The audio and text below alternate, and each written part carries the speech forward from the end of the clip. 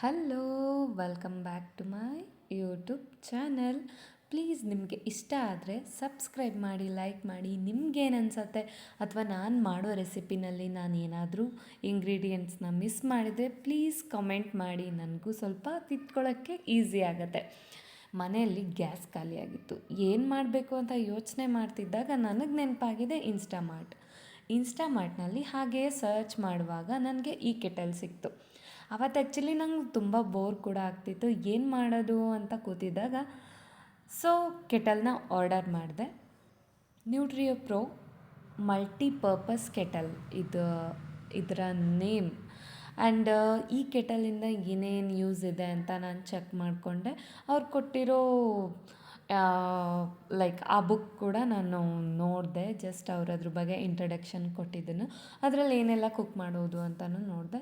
But ಅವರೆಲ್ಲ cook ಮಾಡಿದ್ದೆಲ್ಲ, ಅವ್ರು ಹಾಕಿದ್ದೆಲ್ಲ ನನಗೆ ಕುಕ್ ಮಾಡಬೇಕು ಅಂತ ಅನಿಸ್ಲಿಲ್ಲ.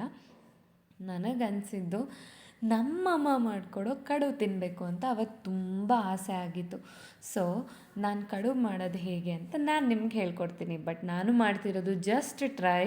ಪ್ಲೀಸ್ ಯಾರು ಏನೂ ಅಂದ್ಕೋಬೇಡಿ. ಇಷ್ಟ ಆದರೆ ಫಾಲೋ ಮಾಡಿ. ಆ್ಯಂಡ್ ನೀವೇ ನೋಡ್ತಿದ್ದೀರಾ, ಗೋಧಿ ಹಿಟ್ಟು, ಸ್ವಲ್ಪ ಉಪ್ಪು, ಅದಕ್ಕೆ ಸ್ವಲ್ಪ ಆಯಿಲ್, ಆಮೇಲೆ ಸ್ವಲ್ಪ ನೀರನ್ನ ಹಾಕ್ಕೊಂಡು ನೀಟಾಗಿ ಮಿಕ್ಸ್ ಮಾಡ್ಕೊತೀನಿ. ಅದು ನೀಟಾಗಿ ಮಿಕ್ಸ್ ಮಾಡ್ಕೋಬೇಕಲ್ವಾ, ನೀಟಾಗಿ ಬರಬೇಕು ಅಂದರೆ ಅದನ್ನು ಸ್ವಲ್ಪ ನೆನ್ಕೊಳ್ಳೋದಕ್ಕೆ ಬಿಡ್ತೀನಿ. ಇದು ನಮ್ಮ ಮನೆಯಲ್ಲಿರೋ ನನ್ನ ಫ್ರೆಂಡ್ಸು ತುಳಸಿ ಮತ್ತು ಪುದೀನಾನ ನಾನು ಚಟ್ನಿಗೋಸ್ಕರ ಕಿತ್ಕೊಂಡೆ. ಕಾಯಿ, ಆಮೇಲೆ ಬೆಳ್ಳುಳ್ಳಿ, ಜೀರಿಗೆ, ಪುದೀನ, ಸ್ವಲ್ಪ ಶೇಂಗಾ, ನಾನು ತುಳಸಿ ಕೂಡ ಹಾಕಿದ್ದೀನಿ. ಆಮೇಲೆ 2 ಮೆಣಸಿನ್ಕಾಯಿ ಆ್ಯಕ್ಚುಲಿ ಹುರ್ದು ಹಾಕೋತಾರೆ, ನಾನು ಅದನ್ನು ನಾರ್ಮಲಾಗಿ ಹಾಗೆ ಹಾಕ್ಕೊಂಬಿಟ್ಟಿದ್ದೀನಿ. ಚೆನ್ನಾಗಿ ಬರುತ್ತೆ ಏನಾದರೂ. ಆ್ಯಕ್ಚುಲಿ ಟೇಸ್ಟ್ ಕೂಡ ಚೆನ್ನಾಗಿತ್ತು, ನಾನು ಟೇಸ್ಟ್ ಮಾಡಿದೆ ಅಲ್ವಾ, ಚೆನ್ನಾಗಿತ್ತು ಅಂತ ಹೇಳೋಕ್ಕೆ. ಆ್ಯಕ್ಚುಲಿ ನಾವು ಮಾಡಿದ ಕುಕ್ ನಮ್ಗೆ ಯಾವಾಗಲೂ ಚೆನ್ನಾಗಿ ಅನಿಸುತ್ತೆ. ಆ್ಯಂಡ್ ನಾನು ಚಟ್ನಿ ಎಲ್ಲ ಮಿಕ್ಸರ್ ಮಾಡ್ಕೊಳ್ಳುವಾಗ ಉಪ್ಪನ್ನ ಮರ್ತು ಹೋಗಿದ್ದೆ. ಉಪ್ಪನ್ನ ಹಾಕ್ಕೊಂಡು ಮತ್ತೆ ಇನ್ನೊಂದು ಸರಿ ಮಿಕ್ಸರ್ ಮಾಡಿಕೊಂಡೆ. ದೆನ್ ಹಿಟ್ಟು ಸ್ವಲ್ಪ ನೆನ್ಕೊಂಡಿತ್ತು. ಹಿಟ್ಟು ನೆನ್ಕೊಂಡ್ಮೇಲೆ ಅದ್ರ ಪ್ರೊಸೆಸ್ನ ನೀವೇ ನೋಡ್ತಾ ಇದ್ದೀರಾ. ಆ್ಯಂಡ್ ನನಗೆ ಕುಕ್ ಮಾಡೋದಂದರೆ ಇಷ್ಟ, ಬಟ್ ನನಗೆ ಪರ್ಫೆಕ್ಟಾಗಿ ಕುಕ್ ಮಾಡೋಕ್ಕೆ ಬರಲ್ಲ. ಆ್ಯಂಡ್ ಏನಂದರೆ ನನಗೆ ಈ ಕೆಟಲಲ್ಲಿ ಕುಕ್ ಮಾಡ್ತಿರೋದ್ರಿಂದ ನನಗೆ ಹೊಸ ಥರ ಅಂತ ಫೀಲ್ ಆಗ್ತಿತ್ತು. ಯಾಕೆಂದರೆ ನಾನು ಕೆಟಲಲ್ಲಿ ಯಾವತ್ತೂ ಕುಕ್ಕೇ ಮಾಡಿಲ್ಲ. ಗ್ಯಾಸ್ ಖಾಲಿ ಆಗಿದ್ದ ರೀಸನಿಂದ ನನಗೆ ಊಟಕ್ಕೆ ಆರ್ಡರ್ ಮಾಡೋದು. ಹೊರ್ಗಡೆ ಫುಡ್ ನನಗೆ ಯೂಶ್ವಲಾಗಿ ಹೊರ್ಗಡೆ ಫುಡ್ ತಿಂದರೆ ನನಗೆ ಫುಡ್ ಪಾಯ್ಸನ್ ಬೇಗ ಆಗುತ್ತೆ. ನಾನು ಮನೆಯಲ್ಲೇ ಏನಾದರೂ ಕುಕ್ ಮಾಡಬೇಕು ಅಂತ ಈ ಐಡಿಯಾ ಮಾಡಿದ್ದು. ಇದ್ರ ಪ್ರೋಸೆಸ್ ಆ್ಯಕ್ಚುಲಿ ತುಂಬ ಟೈಮ್ ಹಿಡೀತು, ಬಟ್ ಸ್ಟಿಲ್ ಫೈನಲ್ ಟೇಸ್ಟ್ ತುಂಬ ಚೆನ್ನಾಗಿರ್ತಿದ್ರಿಂದ ನನಗೇನೂ ಅನಿಸ್ಲಿಲ್ಲ. ಯಾಕೆಂದರೆ ನಾನು ಫುಲ್ ಎಕ್ಸೈಟ್ಮೆಂಟಲ್ಲಿ ಕುಕ್ ಮಾಡ್ತಾಯಿದ್ದೆ. ಯಾಕೆಂದರೆ ಫಸ್ಟ್ ಟೈಮ್ ಅಲ್ವಾ, ಅದು ಈ ಕೆಟಲಲ್ಲಿ ಕುಕ್ ಮಾಡ್ತಿರೋದು. ಯೂಶ್ವಲಾಗಿ ನಾವು ಗ್ಯಾಸಲ್ಲಿ ಕುಕ್ ಮಾಡಿದ್ದೀನಿ, ಇಂಡಕ್ಷನಲ್ಲಿ ಕುಕ್ ಮಾಡ್ತೀವಿ, ಆಲ್ಮೋಸ್ಟ್ ಒಲೆನಲ್ಲೂ ಕುಕ್ ಮಾಡ್ತೀವಿ. ಬಟ್ ಇಂಡಕ್ಷನಲ್ಲಿ ನಾನು ಫಸ್ಟ್ ಟೈಮ್, ನಾನು ನೀರು ಕಾಯಿಸ್ಕೊಳ್ಳೋದು ಬಿಟ್ಟರೆ ಈ ಥರ ಕೆಟಲಲ್ಲಿ ನಾನು ಫಸ್ಟ್ ಟೈಮ್ ಈ ಥರ ಅಡುಗೆನ ಮಾಡಿದ್ದು. ಸ್ವಲ್ಪ ಭಯ ಇದೆ, ಏನಾದರೂ ಹಾಳಾಗಿಬಿಟ್ರೆ ಅಂತ. ಯಾಕೆಂದರೆ ಇನ್ಸ್ಟಾಮಾರ್ಟಲ್ಲಿ ತರಿಸಿದ್ದಲ್ವ, ಅದೊಂಚೂರು ಭಯ ಇತ್ತು. ಆ್ಯಂಡ್ ನೀವೇ ನೋಡ್ತಾ ಇದ್ದೀರಾ ಪ್ರೊಸೆಸಿಂಗ್ ಅಂತ. ಆ್ಯಕ್ಚುಲಿ ತುಂಬ ಚೆನ್ನಾಗಿತ್ತು. ನಾನು ಎಂಜಾಯ್ ಮಾಡ್ತಾ ಕುಕ್ ಮಾಡ್ತೀನಿ, ಬಿಕಾಸ್ ನನಗೆ ಕುಕ್ಕಿಂಗ್ ಅಂದರೆ ಇಷ್ಟ, ಟ್ರೈ ಮಾಡ್ತಾ ಇರ್ತೀನಿ. ಬಟ್ ನನಗೆ ತಿನ್ನೋಕ್ಕೆ ಜನ ಇರಬೇಕು. ನಾನು ಅಡುಗೆ ಮಾಡಿದ್ದನ್ನು ನನಗದು ತುಂಬ ಇಷ್ಟ. ಮಾಡಿದ ಅಡುಗೆ ಎಲ್ಲನೂ ಖಾಲಿ ಆಗಬೇಕು. ಆ್ಯಂಡ್ ಫೈನಲಿ ಎಲ್ಲ ರೆಡಿ ಮಾಡ್ಕೊಂಡಾದಮೇಲೆ ಈ ಕೆಟಲಲ್ಲಿ ಏನೇನು ಥಿಂಗ್ಸ್ ಇದೆ ಅಂತ ನೀವೇ ನೋಡ್ತಾ ಇದ್ದೀರಾ. ಇಷ್ಟು ಥಿಂಗ್ಸ್ ಬರುತ್ತೆ ಕೆಟಲಲ್ಲಿ. ಫಸ್ಟ್ ಅದಕ್ಕೆ ನಾನು ನೀರು ಹಾಕೋತೀನಿ. ಸ್ವಲ್ಪ ಮಿನಿಮಲ್ಲಾಗಿ ನೀರು ಹಾಕ್ಕೋಬೇಕು, ತುಂಬಾ ಹಾಕ್ಕೋಬಾರ್ದು. ಯಾಕೆಂದರೆ ಕುದಿಯುವಾಗ ನೀರೆಲ್ಲ ಹೊರಗಡೆ ಬಂದುಬಿಡತ್ತೆ.